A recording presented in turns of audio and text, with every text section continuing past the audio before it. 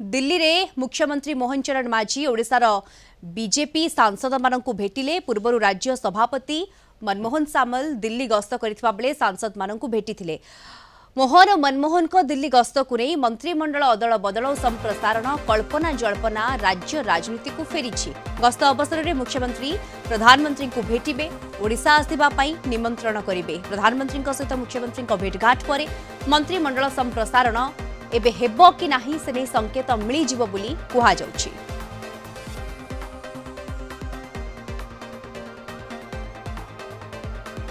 अधिक सूचना ए संपर्क में आम सहित जोड़ी होती आम सीनियर करेस्पोंडेंट प्रीतिकांत नायक जोड़ी होती। प्रीतिकांत, दिल्ली में मुख्यमंत्री मोहन मांझी प्रधानमंत्री सहित भेटघाट हे सांसद मानक भेटे, ये केउठना केउठी आहुरी चर्चा वर्तमान राज्य राजनीति को फेरी कहीपर।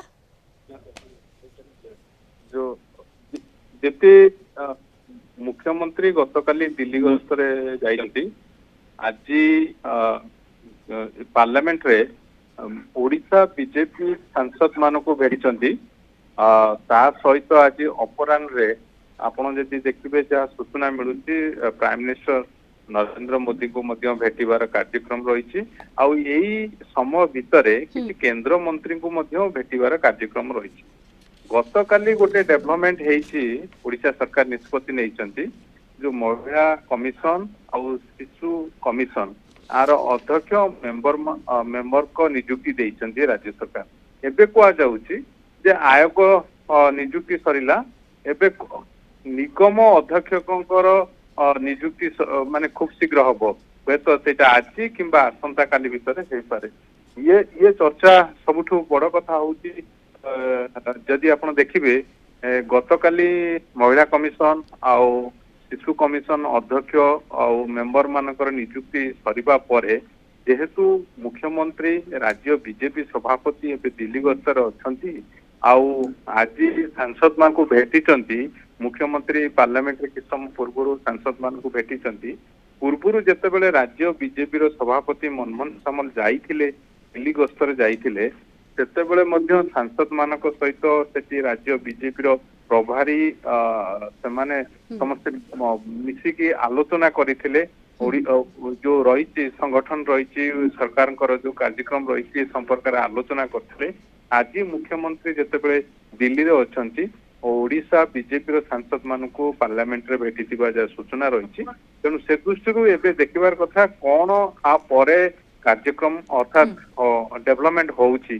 प्राइम मिनिस्टर नरेंद्र मोदी को भेटिबे।